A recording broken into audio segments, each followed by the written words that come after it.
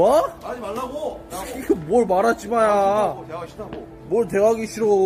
이 새끼 가오 잡고 있어. 대화가 싫다고. 동네부!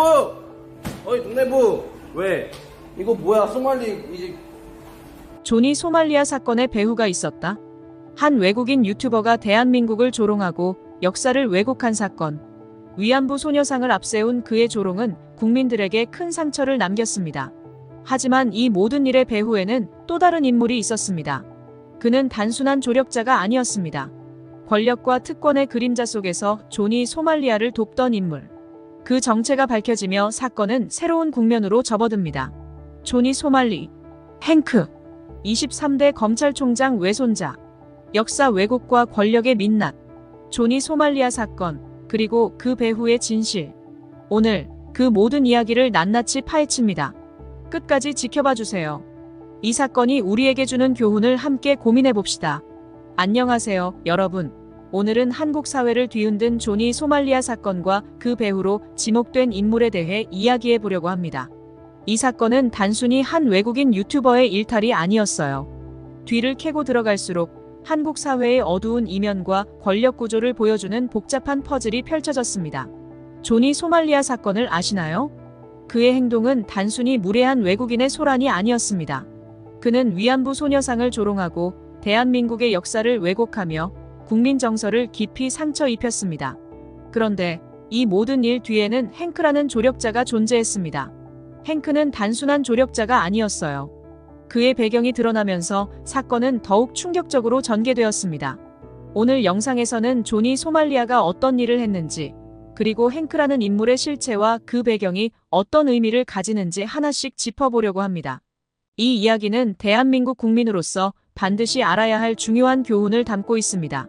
조니 소말리아는 한국에 온 미국인 유튜버로 처음엔 단순한 여행 블로거로 보였습니다. 그러나 그의 콘텐츠는 점점 과격해졌습니다. 한국 문화를 비하하고 역사적 아픔을 조롱하는 영상들이 올라오면서 사람들의 분노를 샀습니다. 특히 위안부 소녀상 앞에서 조롱하듯 찍은 사진과 영상은 국민들에게 깊은 충격을 주었습니다. 한국인의 정서를 짓밟는 그의 행동은 단순히 무례한 외국인 수준을 넘어선 것이었죠. 이는 개인의 표현의 자유라는 이름으로 정당화될 수 없는 도를 넘은 비인간적인 행동이었습니다. 그는 편의점에서 어디가? 한국 제품을 어디가? 비하하며 한국은 발전이 어디가? 느리다는 식의 발언을 어디가? 했고 이를 SNS에 자랑스럽게 올리기도 했습니다. 이런 콘텐츠는 순식간에 퍼졌고 국민들의 분노는 폭발했습니다. 왜 이런 행동을 하는 걸까? 라는 질문이 자연스럽게 떠올랐습니다. 단순한 조회수 욕심일까요? 아니면 한국에 대한 증오감이 있었던 걸까요?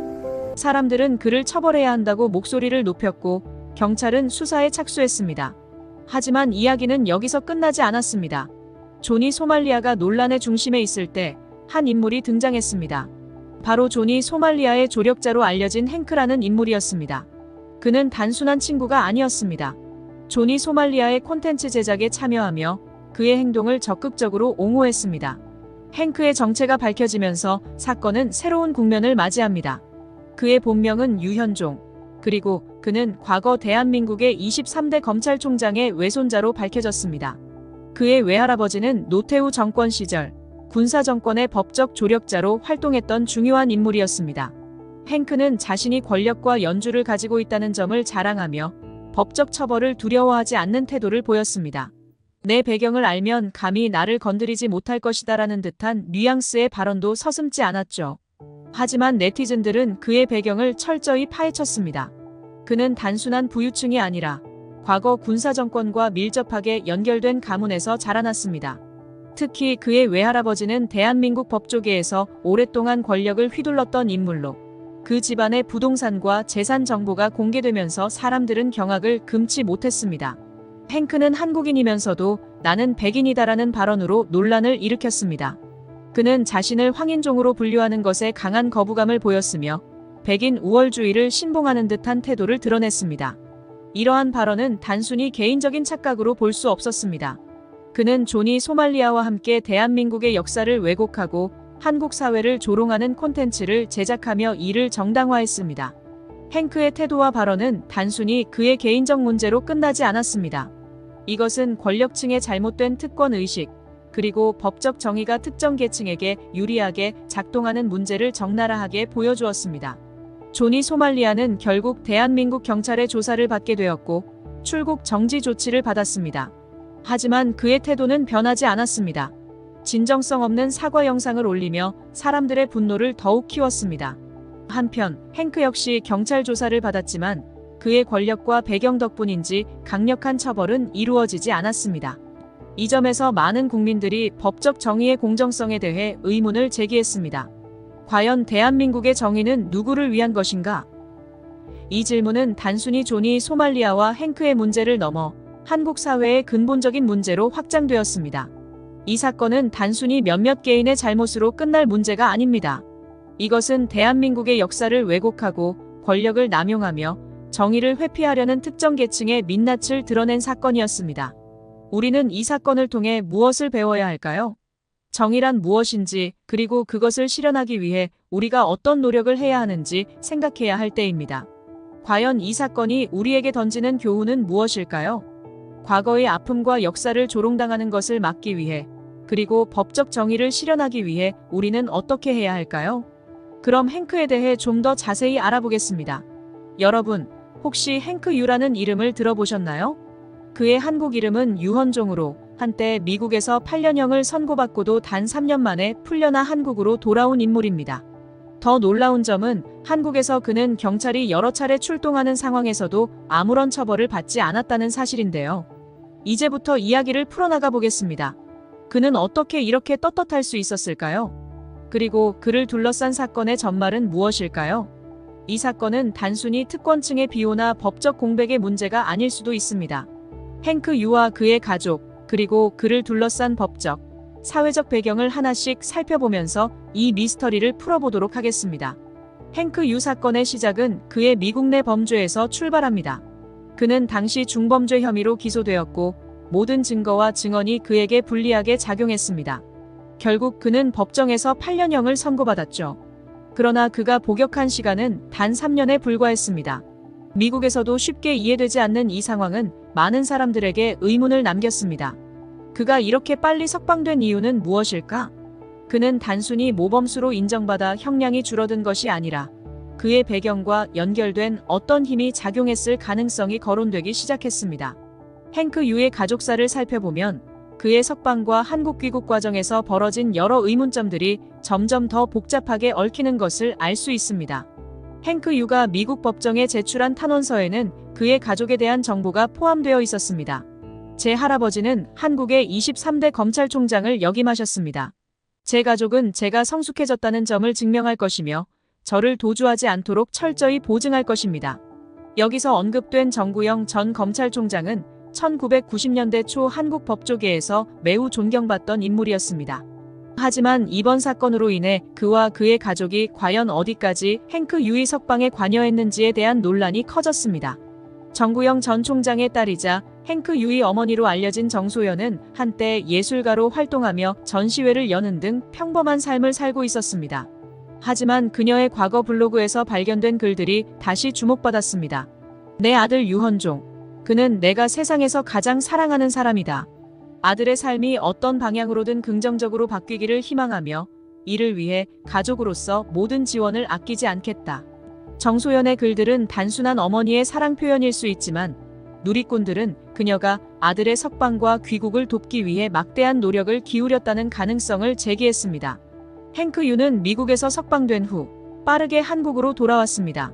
그러나 사람들은 그가 석방 직후 경찰의 눈을 피해 도망쳤다는 이야기와 공식적인 절차에 따라 귀국했다는 주장 사이에서 혼란을 겪었습니다. 사실 그의 귀국은 단순히 가족의 보증만으로 이루어진 것이 아니라 한국과 미국 간의 특별한 외교적 조치의 일부였을 가능성도 있습니다.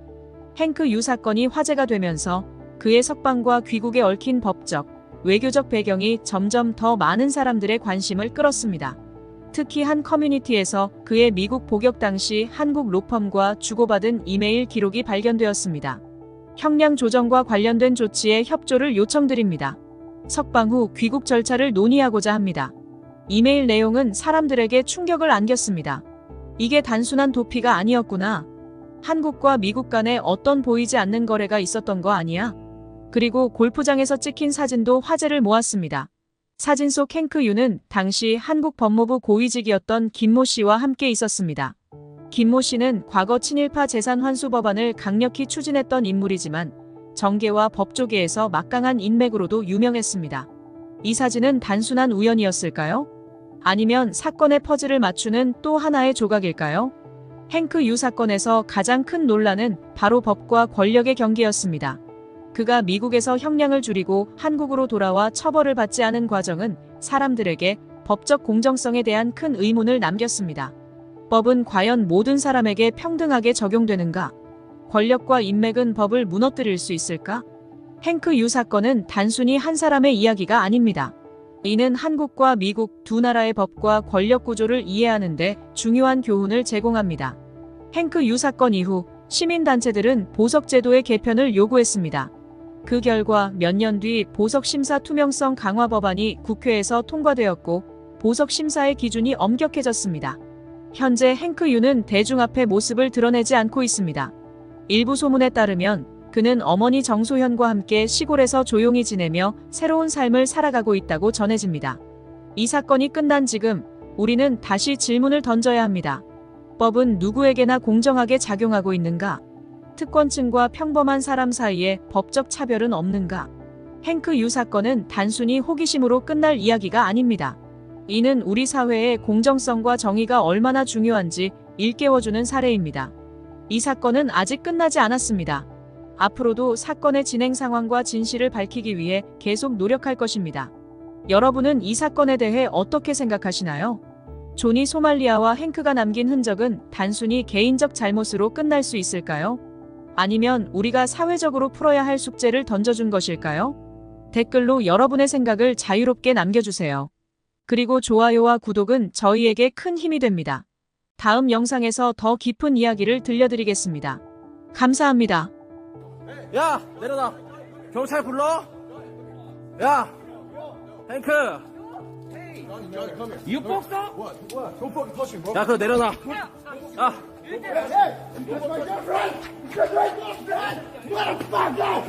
돼지 새끼야. 어디다가 씨발 이거 좀 어디 갔어? 맞았어요? 야.